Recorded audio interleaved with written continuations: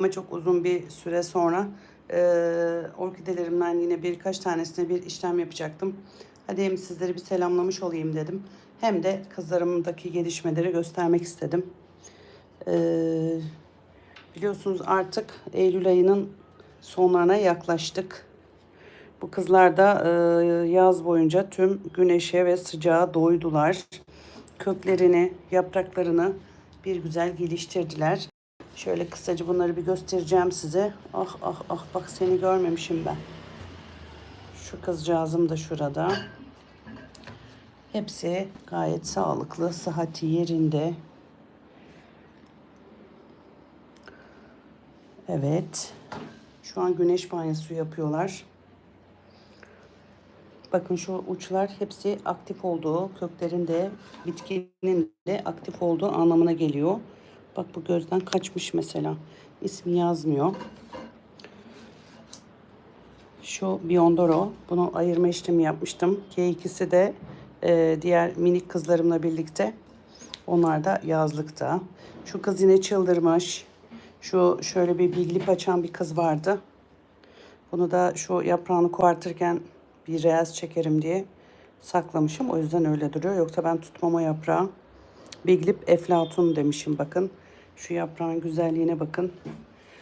Şu kızlarla terapi olmaya çalışıyorum. Bakın nasıl aktif uçları.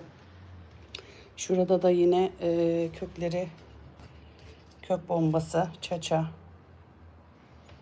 Bu da yeni yapraklar vermeye başlamış. Yine az önce Instagram'da paylaştım. Bu arada Instagram demişken yorumlarda çok fazla sizden mesaj alıyorum. İşte Ebru Hanım, hiç kimsenin, yani çoğumuzun Instagram hesabı yok ve YouTube'da yayınlarınıza devam edin lütfen. Bize haksızlık yapıyorsunuz gibi. Canlarım, o enerjim olsa zaten biliyorsunuz günde 2 kez canlı video paylaşan biriydim. 6 ay önce biliyorsunuz böyle bir şey yaşadım. Köpeğimi kaybettim ben. Biliyorsunuz vefat etti. Melek oldu yavrum. O yüzden pek iyi değilim. Biraz sağlık sorunları da yaşıyorum.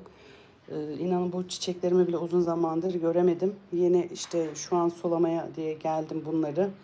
E, Böyle işte bir dönem geçecek inşallah. Bilmiyorum, böyle kandırıp duruyorum kendimi. Zor bir şey yani, kolay bir şey yaşamadım.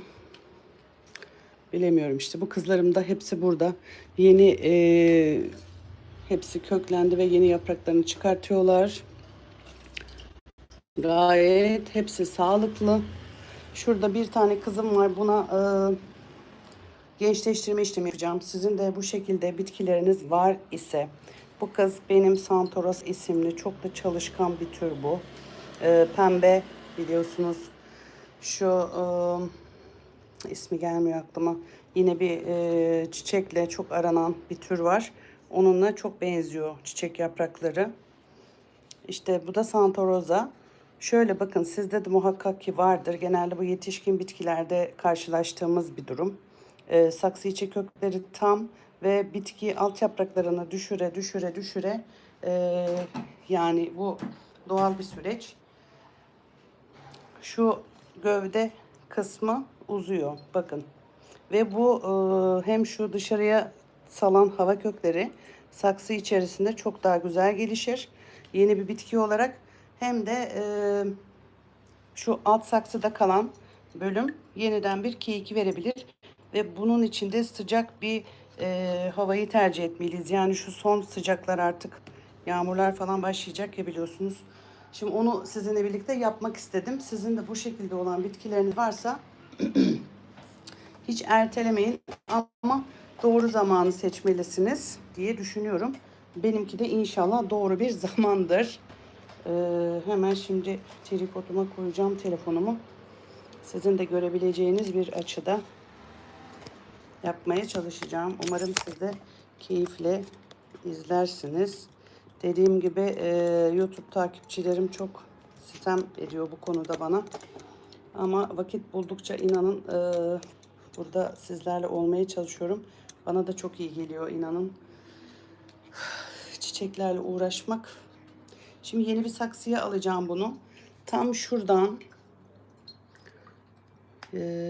yani yeni saksıya alabilmem için Yani saksının içerisine alacağım bunları. Önce suda bir yumuşatacağım. Şu an sertken kırılır bunlar.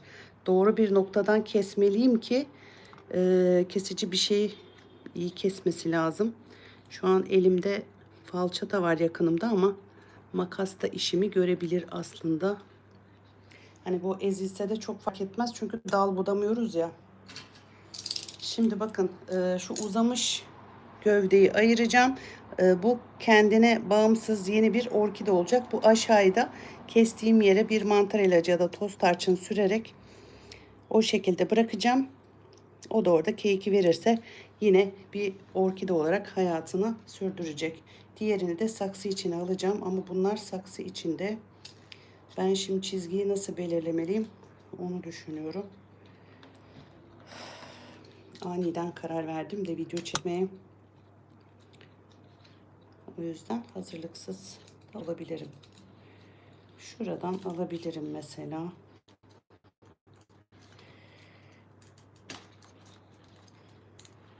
Falçatamı da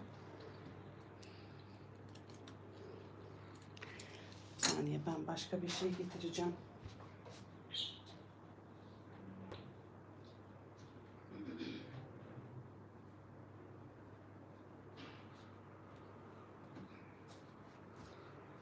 Falçatanın da ucu kalmamış. Kullanılmaya zavallı. Şimdi şu kökleri de alsam diyorum ama diğer, evet. Şu an iyi görebiliyorsunuz umarım. Kökleri de yeni saksıda değerlendireceğim için evet. Geri dönüş yok. Kestim. Saksı içinde kalan kökler var. İyi bir şey. Bunları da buradan devam ettirebiliriz.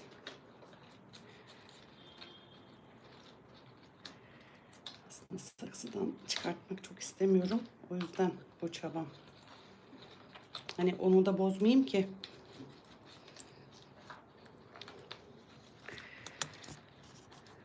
Çok sarmış bu. Bunu mecbur keseceğim şuradan. Neyse, uzatmanın alemi yok. Şimdi şu haliyle şu kızı hemen şöyle su dolu bir kabın içerisine alıyorum. Şöyle şurada bu kökler yumuşayacak.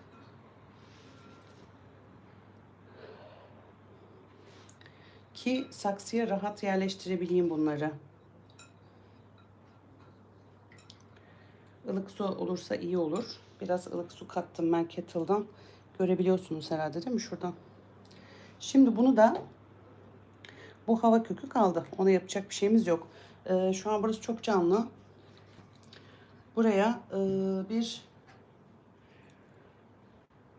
şöyle mantar ilacı uygularsak çok daha çabuk kendine gelir. Üstüne de toz tarçın serpeceğim. Ve bakımına normal devam edeceğim. Şuradan yeni keyikler verecek eminim buna. Çünkü daha önce de bunu uyguladık. Bu hem bitkimizin sağlığı için, hani enerjisini doğru kullanabilmesi için çok iyi bir uygulama.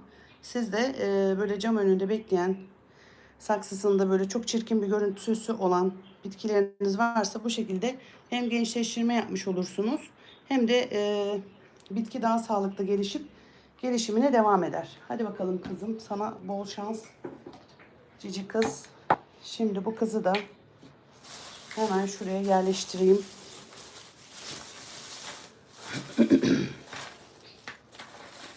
Altına kölgesi ayırmayacağım şimdi. Yani Santa Rosa bağımsız bir şekilde şu an yeni bir orkide olarak başka bir saksıda hayatına orada devam edecek. Bu kadar. Yani daha fazla da tutabilirsiniz de ben şimdi videoda olduğum için çok uzatmak istemedim süreyi. Şöyle ortalıyorsunuz. Artık bunu bilmeyen yoktur herhalde.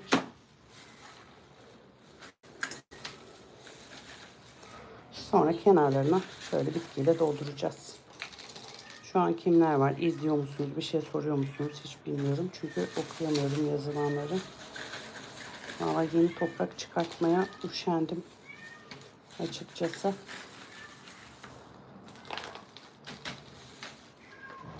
Ama köklerin dışarıdan görünmesi yeterli bizim için.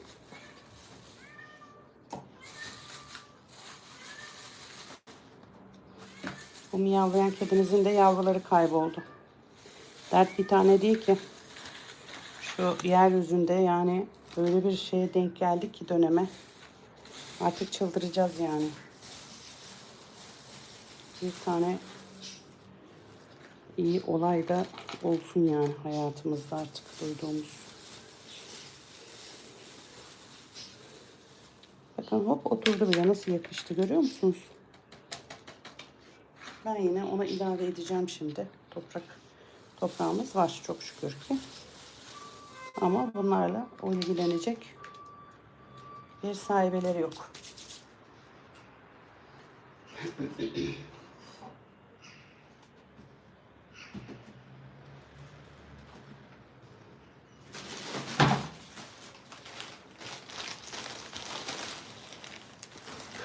Şu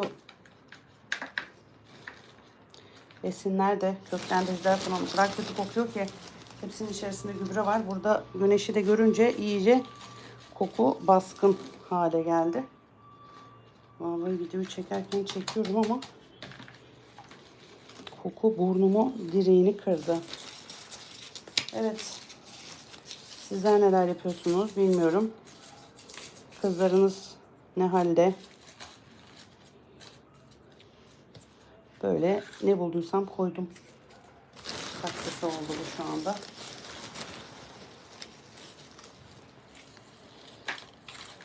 Ama oldu mu? Oldu. Hemen kök. Kızım şu an videomu sabote ediyorsun kedicik. Yani aylar sonra bir video çekeyim dedim.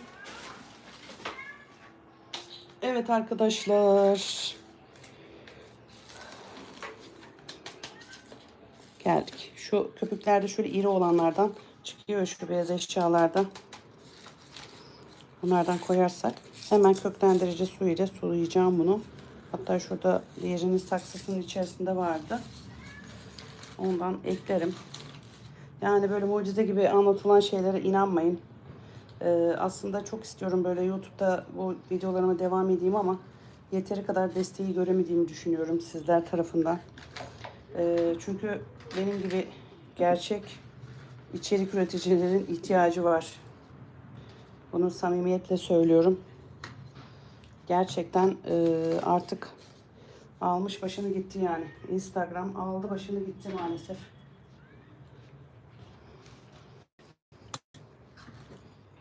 Evet. Bir çiçekten, saksı çiçekten 2 saksı çiçek elde ettik. Bu işlemi gençleştirme işlemi diyoruz. Şu çiçeğin üst bölümü. Ona da hatta yazayım ismini. Bu da üst bölümü, şu alt bölümü olarak 2 ayrı çiçeğimiz oldu.